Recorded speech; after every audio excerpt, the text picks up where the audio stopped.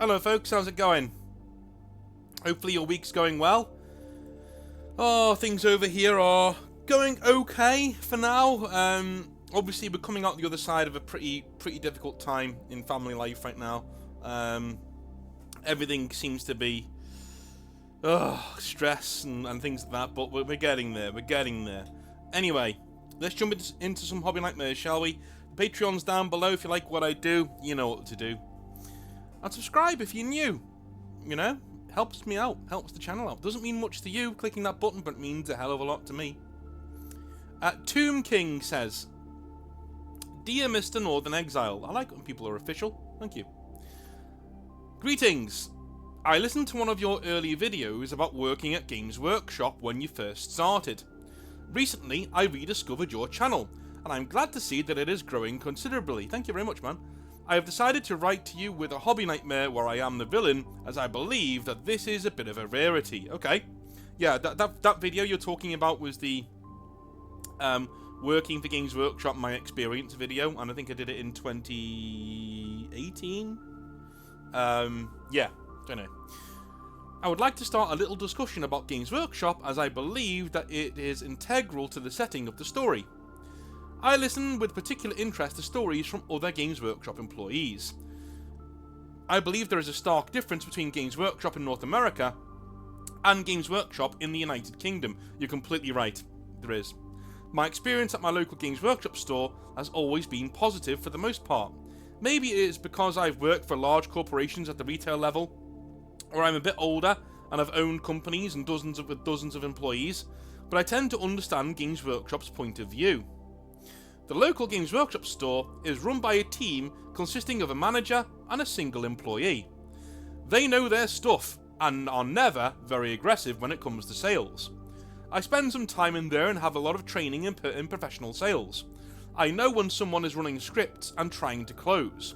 These guys do not. I asked the employee point blank about KPIs, key performance indicators.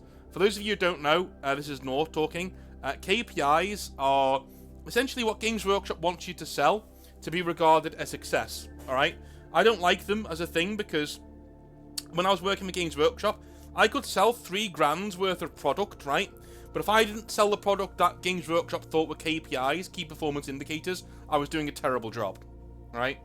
And KPIs would be, you know, your starter box sets. So all of your starter box sets, all your starter paint sets, things like that, right? Alright. And he told me whilst they do have KPI targets, upper management is more concerned with overall sales performance in terms of dollar volume. He wouldn't lie to me about this, as we have developed a friendship outside of Games Workshop as a store, and generally the hobby involves less than 10% of our conversations. Our Games Workshop store has all the things on your hit list. In-store gameplay, store-run tournaments, store leagues, and a group of dedicated regulars. Let's call one of these regulars Axel, name has been changed of course, and begin the nightmare portion of this letter. Dude, this is so well written, well done to you. Yeah, this is not, for those of you who think, I know there are a few Games Workshop stores, well one thing, I have a request, okay? If you're in the UK, and I've spoken about Games Workshop stores not allowing games anymore, right? If you're in the UK and your store does allow games and does allow things like that, please don't put it in the comment section. Do not out your store. If anyone sees these videos and realises that games are being played in certain stores, you can get your manager into a lot of trouble if you're in the UK. The official stance of Games Workshop is games aren't played in stores anymore. If your manager is cool enough and sneaky enough to get away with gaming in his store, all power to you, and my heart goes out to him, well done to him. But please don't put it in the comment section down below, because it's just going to make their job harder. Tell me that that your Games Workshop manager allows games, that's fine. Just don't tell me where it is. Alright? Cool. Anyway. This is right about the time that Age of Sigmar was released, and my regular gaming group definitely did not approve. So I had to go out to Games Workshop to get a game. These were the early days of Age of Sigmar, and Games Workshop employees were very aware of the backlash against it from fantasy players, and were trying to get as much traction as they could with the new game. The Games Workshop store organised a massive game on 2 connected tables with a playing area 4 feet by 12 feet, and we had a 5 versus 5 player scenario. On my team, and right next to me, is of course, Axel. As we are on the same team, I tried to outline my tactics so we could coordinate. He stands there and with a wave of his hand says, yeah, you do whatever. With what I was sure was an eye roll. I let that slide. During a lull in the action, one of our opponents, who was a 15-year-old kid, started having a conversation about the martial prowess of swords and shields. He made some statements that wasn't correct. Axel started in on him and was a bit harsh. I tried to ease the situation in a way that would remind Axel that he, a 20-something, should ease up on the teenager. Axel informed me that the kid was wrong, and he was right because he had a bachelor's degree in classics. I should have said to him, and I have a master's degree in history, what's your point? But I didn't. Instead, I decided right then and there that I did not like this guy. Well, why didn't you do both? Why didn't you do both? I've met classics people like this. Alright? I think you're fine. Oh, right, I've met classics people like this. Alright, arseholes. Fast forward a year. I continue to see Axel at Games Workshop. I have zero interaction with him, but everybody knows I don't like him. They gather this as I never speak or interact with him and refuse to sign up for any events that he runs, and this has been pointed out to me a few times. But hey, I just tried to avoid him. You're doing the right thing, man. You're doing the right thing. It's your hobby time. You let people in who you want. Now our Games Workshop store is having a big event. It is a combination store, location, birthday party, and 500th Games Workshop worldwide store opening, / thank you for the support for the community party. Okay, fair enough. In North America, they had a pilot project and moved all one-man stores to multi-employee stores to see if sales would support it. Our local store crushed the sales targets and could permanently operate as a multi-employee store. As a thank you, head office sent the store a limited edition, 3 out of 150, silver tower prints that would be auctioned off with all the proceeds going to charity. On the day of the event, the store was packed with about 75 to 100 people, as it was a big deal in the local gaming community to have this print. The manager started the bidding for the print and would increase it by $5 each time.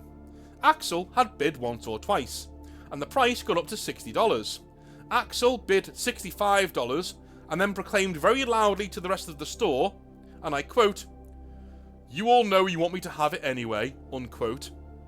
The manager said, do I hear 70? Something in me went off. I put up my hand and said, 300. The place erupted. The manager knew I didn't like Axel and just sheepishly said, is there a 305? There was not. Here is the reason why I am the nightmare. I went out of my way to avoid Axel. I didn't like him, and I could just let it go. The print meant absolutely nothing to me. In fact, it's just sitting in my closet with boxes of shrink-wrapped ultramarines. I just didn't want him to have it. Oh my god. You're an evil genius. You're just like, this is like picking the wings off of a fly. Like, this is like, I just didn't want him to have it. The lesson is that I should have been the bigger man. I am Axel's hobby nightmare. Anyways, thank you for all that you do, Mr. Exile, and considering my story. If you like this one, I have a more personal one that I may send in the future, but be warned, it is a tale that truly involves love, death, and the hobby. Sincerely, The Last Tomb King. Mate, send it in. Send it in. You can write. Send that in. I'd love to read that out. That was a pleasure to read out. You're an evil motherfucker, man. You are evil. That shit's really evil. He's like, yeah, I just don't want you to have it. Screw you, dude. I'm getting my wallet out. And in fact, he did $300 as well. There's no chance that he's ever going to get... Oh, dear. Dearie me. Anyway, our next hobby nightmare. Let's move on, shall we? Just auto-correcting that and auto-correcting that. Hooray. Alright. This is by Nids. So, hello, Nids. And you have your name attached to this because you have a few pieces of...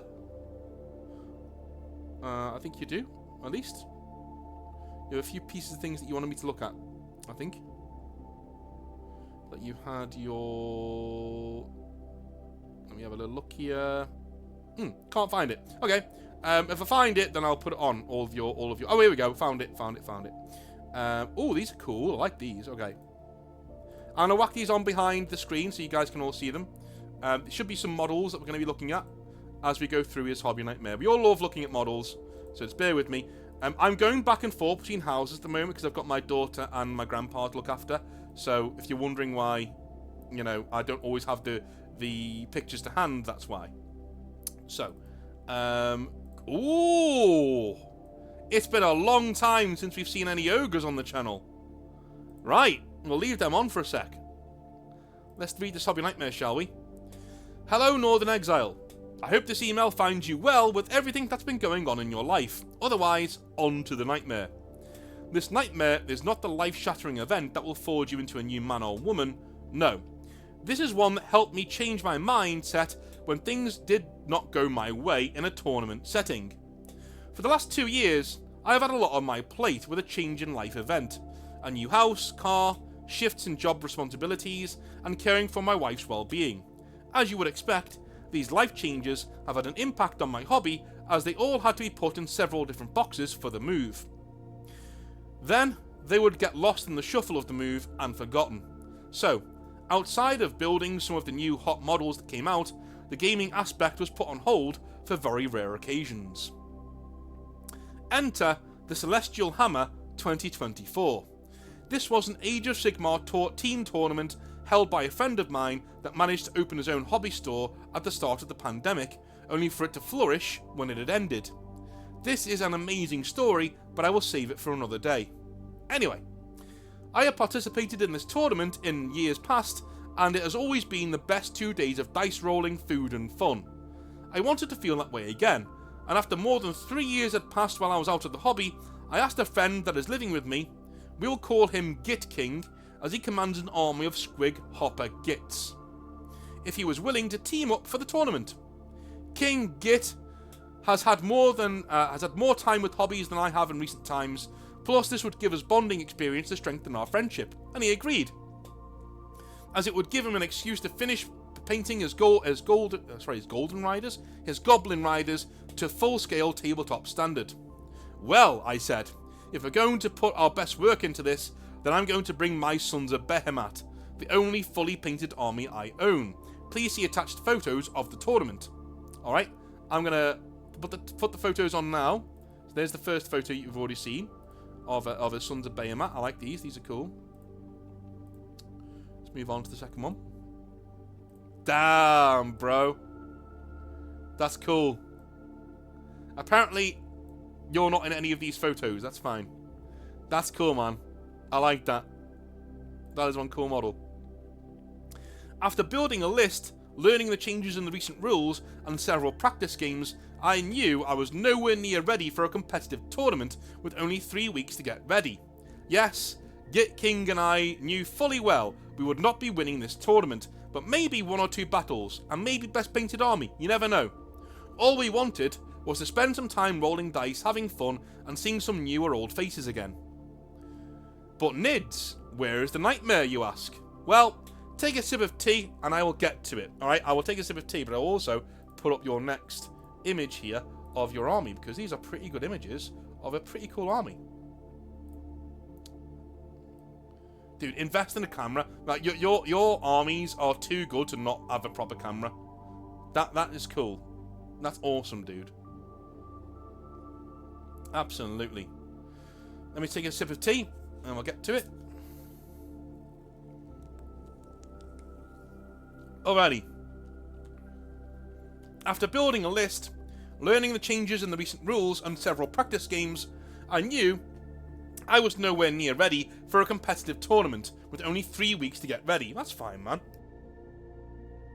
You're just going there to have fun, as you said, you know? Yes, Git King and I knew fully well we would not be winning this tournament, but maybe... Okay, yeah, fair enough. I read that bit already. Round 1 was a battle in the frozen wastes of the north, where our opponents were Khorne warriors, led by none other than 2 bloodthirsters and several Stormcast Eternals riding dragons. This battle proved difficult for both King Git and myself, as all running actions caused injuries to our forces as they slipped on the icy battlefield, while our opponents simply flew over that particular hazard. Knowing that my Mega Gargant could deliver the most damage if left on check, our opponents charged everything that had wings and could fit into combat with it for the kill. It was a glorious battle, much like the wrestling matches of the bygone days from WWF. Many blows were traded from the monsters teaming up on the Mega Gargant. One Bloodthirster was giving a surprising suplex that saved the life of a nearby Man-Crusher, but sadly, the dice rolls were not in my favour, and we ended up getting tabled at the top of turn 3. As this did give everyone at the table a whammy prize for the first to table an opponent, we still had fun despite it getting erased from the battlefield. That's fine. You're going well so far. Okay, Nids. You are having fun. Where is the nightmare? Well, it starts here. Our turn 2 opponents, or round 2 opponents, were professional tournament players. Yes, they knew all the rules of their army and our armies. They knew what relics it chose, and without needing to ask. Opponents. You've taken the glowy shield and calloused feet, right? That is what we would have taken. Their game etiquette was more than professional, and it was clear we were a Tuesday lunch rather than a challenge for them. Git King and I were there for a boot kicking, and they were happy to serve with a side of mozzarella sticks. Despite putting up a good fight, my dice rolling had not improved. I was even predicting the results before shaking the dice. Oh no. I hate games like this. They're awful. Nids. Watch how I'm going to roll a 1 for my Man-Crusher's mighty kick. Dice roll. Oh look! Another 1. We shared a chuckle each time the rolls failed in their favour. Now, it has come to my attention that my dice rolls, regardless of the game that I play, tend to end up being quite low. I came here to have fun, but the dice rolls are starting to get to me. I know this is a tournament, and normally I can take a loss here and there, but I could hear a voice in my head asking, "Are you having fun losing?" And no, I was not having fun. I have not only lost these 2 games, but I even lost the 3 practice games leading up to the tournament. I felt, fucking hell, why bother even playing this game? Just scoop up your things and go home if you're not having fun. What a disgusting thought I just had, I thought to myself. I have been under a lot of emotional battles in the past few years, where I had to fight off panic attacks, stressful situations, and financial decisions that had me questioning if my wife and I would manage another setback. In comparison, this was just a bloody game, one I was obviously well out of practice for, and I knew I would likely not perform well in. Giving up now would only make me feel worse. I had also dragged a close friend into this, spent a little more money than I should have, and to top it all off, would destroy my reputation in the community if I simply left and walked out. King Git would be disappointed in me, as he had also put in work into his army, bringing it up to tabletop standard, only to have his teammate walk out on him. I found that not only was I battling the demons of chaos on the battlefield, but also the ones in my head. I had to win one of these battles, and since the dice did not want to help me in the game, I would win the one in my own head. Dude, that's cool. That's awesome. I remembered that in the first battle, one of my Man-Crushers managed to snatch up a Chaos Warrior equipped with an icon that looked like it would make a great back scratcher. I had an idea, and announced this to the other players, that my banners or icons my giants see are fair game. After all, they were a taker tribe. If I cannot win the game, then my giants are stealing as many back scratchers and loot that they can find. My new mission was not just to turn to the mission objectives, no, but to narratively see what kind of strange and uncomfortable things my giants could stuff into their bags.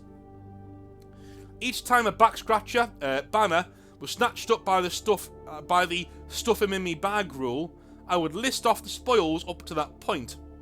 After day 1, we had lost all 3 games, but my giants managed to collect a sizable collection. 7 banners, several lesser demons, two fists full of undead, and more than enough warriors to feed the whole tribe. Dude, that's brilliant.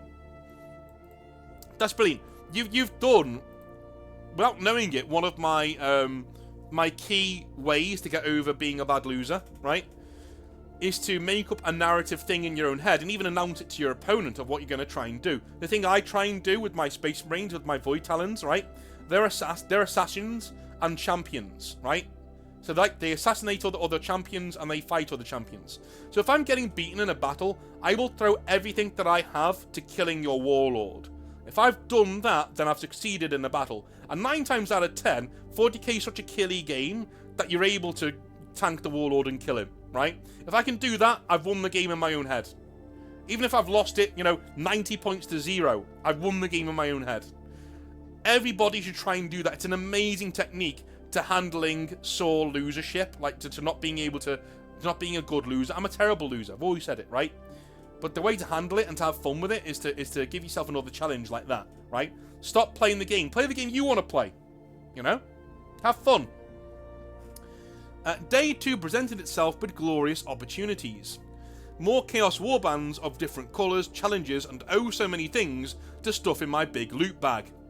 I was back to having fun again, and King Git was too.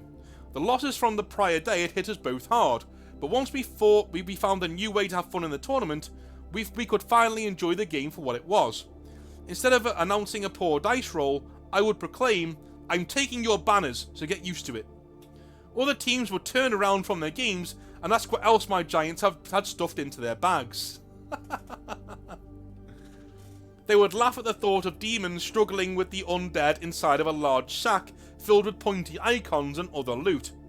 In our last battle, a large unit of Chaos Knights managed to zone out the central objective from our army. Amongst the unit was a lone icon bearer, giving the owning unit a -1 to wound from enemy attacks. Charging my Mega Gargant into combat, I was determined not only to take back the objective, but that pointy long stick too.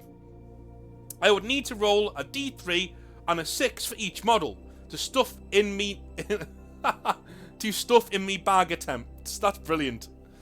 In anticipation, the anticipation held everybody at the table, and 5 was rolled to see how many attempts I would get. Everybody gasped at the result. I picked up a random knight in base contact to make some room on the objective and rolled a 6. Oohs and ahs were whispered as a second choice was made. Another random knight was chosen as I figured rolling 2 6s in a row was super unlikely. Boom, another 6 was rolled, and everybody at the table cheered as 2 knights along with their horses were now stuffed in me bag. I then chose the icon bearer to be my last attempt, only to roll a 3. Not good enough to catch the bugger. Well, I like what you're doing here, so what you're doing, okay. So yes, you're making up rules, right? But the thing is, I'm thinking from what you've said earlier on in the Hobby Nightmare, is that you're killing these models and then rolling to decide if they go in your bag, right? That's fine. That'd be really cool. That's really funny. So you basically knock out a Chaos Knight and his horse and then go, right, that goes in me bag. Right, next one. That one goes in me bag. Alright, and I like that. It's cool. The combat that followed was a glorious stomping. Each roll of the dice was determined to blast the remaining knights off the table. The knights turned into paste from clubbing blows and huge massive feet. The end of the turn saw that more of 6 of the original 10 knights were gone, and a battle shock test was soon to be made next. My opponent. Well, I'm going to have to make use of command points to stop them from running using inspirational presence. Fair enough. Nids. I'm sorry friends, but my Mega Gargant has the terrifying rule where you can't use that ability on anyone within 1 inch of my model, like the icon bearer there. Smiles grew as we all knew a 5 rolled for the next bravery check and the remaining knights fled the battlefield. The objective was taken, but the game was still lost by only 2 points. We ended up losing all our games that weekend, but it did not matter. Git King and I had a load of fun. We came in to have a good time, and when the game did not go our way, we did not let anything bring us down on day 2. A change in thinking can make a difference when you're down on your luck. It may not be the Celestial Hammer or other stressful life experiences, but changing your goals to put you in a better state of mind can change your outlook to one that is more productive. I hope you overcome your current trials, everyone, and do not let your bad luck ruin your day. Nids. And oh yeah, we did win Best Painted Army, so there is that. Cheers, Nids, man, that's awesome. Thank you very much. And you should have won Best Painted Army. It is a lovely, lovely painted army. Look at that. Brilliant stuff. Absolutely. Right. A really good message as well. I agree. Like just changing your how do I put it? Changing your objectives can be a huge boon to your self-confidence and your mental state, man.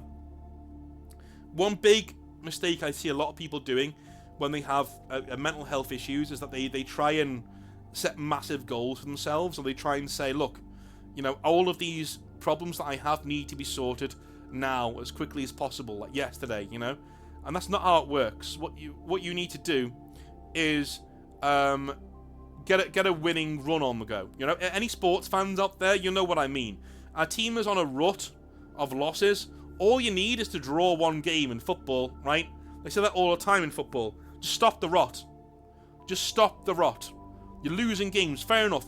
Draw a game then. You don't need to win one, just draw one, right? Get one small victory at a time. Sometimes getting out of bed and putting your clothes on and going to work is victory. That is a victory that you can make today for yourself. That's yours, right? That is all yours. But you don't need to sort out every single problem in your life immediately straight away. It's not possible. You can't spin that many plates. Choose one thing to win, to claim as a victory, and then do it. Do that one thing. For me, recently, it's finding time to do my hobby. Despite all the things that are going on in my life that are really busy right now and kind of stressful, I always set aside 2 hours a day to do my hobby. You know, I painted 10 Space Marines last night. I was there for about 3 or 4 hours being able to do it because my missus took, you know, a load of stress off my plate and allowed me to do that, right? That's what I'm doing right now. And every single time I do that, I see it as a major victory. And I do it every day. Something else I'll try and do today. Like today was getting the Hobby Nightmares done before 4 o'clock, right? Recording all of them before 4 o'clock. I'm about to do that. This is my last Hobby Nightmare to record right now today. And here we are, you know? Every single day, just do one thing that is a win. Doesn't matter what it is. One thing. It can be as little as getting a shower. If you're really on your hands and knees, if your depression or your anxiety or your mental health has gotten you on your hands and knees to the point where you're just hyperventilating, right? Just getting a fucking shower, dude. That can be a win. Get up, get a shower, and put some fresh clothes on. That can be your win for today. And then tomorrow, do something else. You know, keep showering, right?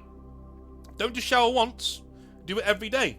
So shower today, you're going to do a shower, and you're going to put some fresh clothes on, right? Tomorrow, you're going to have a shower, put some fresh clothes on, and do something else, right? And then the next day, and you do it like that. One victory a day. Do one new thing a day to reassert your life and put it back on balance again. Really good writing there. Thank you very much. Big Gamer Al says, and this is a short one. Hello again, Mr. North. I feel you helped well last time, and you can help me with the real funk that I'm in this time too. Okay. I recently went to a tournament at my local gaming club. I went in with high expectations, after a lot of time invested in the list and preparation. I lost a game for allowing a move to be remade and not positioning. Okay. And another game, I had someone take more than what's on their list. So they cheated, okay.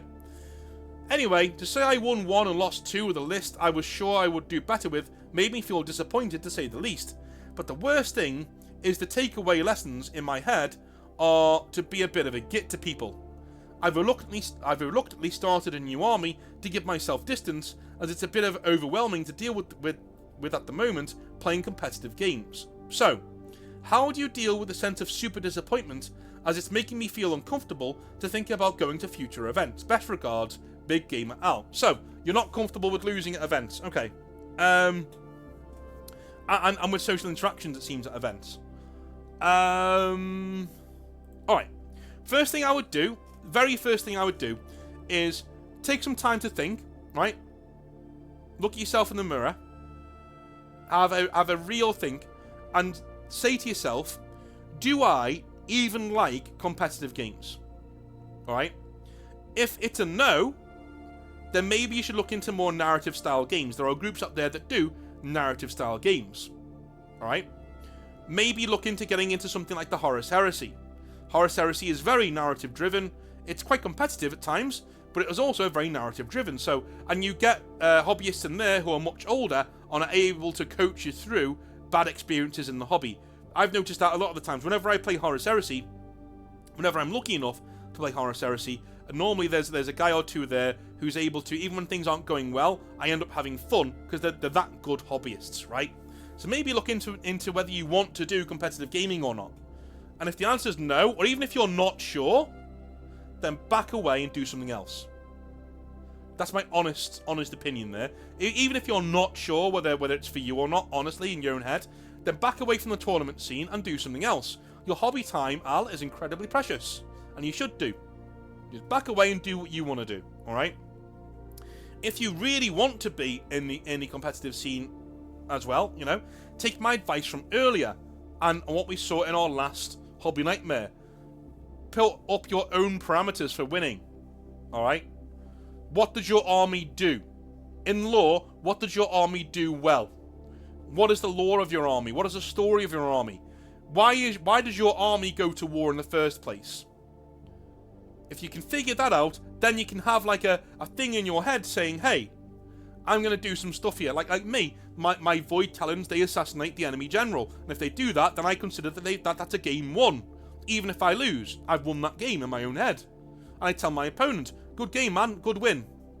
Yeah, I'm just glad I killed your general. That's all I was here for, to kill your general, you know. That's all my Void Talons do, really. They kill generals, right? That is the thing to do. Put your own parameters in for what success is. Okay? In terms of being a git to people, I can't help you with that. That's something you're going to have to do yourself. What I've noticed is a lot of people who are annoyed at their hobby or at other people playing their hobby generally are unhappy with other parts of their lives. So I would sit down again, look at your life that you're leading, and figure out what in your life is making you trigger. What's making you lose your shit at a game of toy soldiers. There will be something there. It might be childhood trauma. It might be abandonment syndrome. It might be anything. It could be anything going on in your head. Alright? I'm not saying it is one of those two things. It could be anything, right? Therapy is also amazing. And it's getting more and more accessible as time goes on, thank God. But therapy is amazing and is good at getting you out of your own head if you get a good therapist. Sometimes it takes a while to get one that you gel with, do you know what I mean? But therapy is good. I would also, last thing, talk to other hobbyists. They are the best people to talk to when you're feeling this way. They'll be able to talk you through all sorts of coping techniques, all things that you can do at tournaments to make sure that you're not cheating other people or people aren't cheating you, right? How to deal with problem players. You're watching Hobby Nightmares, that's a bloody good start. Alright, get on the Discord and have some fun. That's what I would do, alright? And again, if by and large you really want to do competitive gaming, but look, alright. I had a friend of mine, okay? And his dad was a huge Evertonian, right? If you don't know what Evertonian is, it means somebody who is a fan of the Everton Football Club. So they are a team in the Premier League, right? This guy was a huge Evertonian. But whenever we played Liverpool, who are our main local rivals, he would always get super stressed out, even when we won. And there were lots of times when I went to the game and he was there, and we smashed them. You know, we played really well and we had a lot of fun. But he even hated those games. Even the games where we won, he hated it. It was so stressful to him. He wanted to win so much. Do you know what he did? He gave his ticket to charity for those games. He had a season ticket, right? So he'd go to the game every single week, or every other week, when we were playing at home. But that one game a year, he would auction that off for charity and give it away. That one ticket a year. And normally he'd give it to a kid who could never go to the game usually. He'd just give it away to somebody. Now, he did that because he said, look, it's not worth me going there and getting this stressed. I may as well just go home, check the score later on, and spend some time with my wife, or spend some time doing something else that I want to do. And I'll be back there for the next game.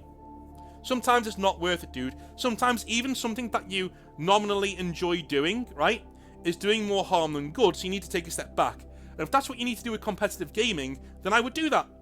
That's my advice, Al. Work out whether you want to be in competitive gaming or not first. And if the answer is yes, if it's still causing you a load of stress, go and do something else. Go and do casual gaming. Go and do narrative games. Go and do campaigns and other things like that, right? If you're determined to be in there, maybe look into why you're having these reactions. Talk to other people in the hobby. Talk to the people on the Discord. Get some therapy to deal with things that maybe are triggering you from elsewhere in your life, right? That's my advice. Okay? Cool.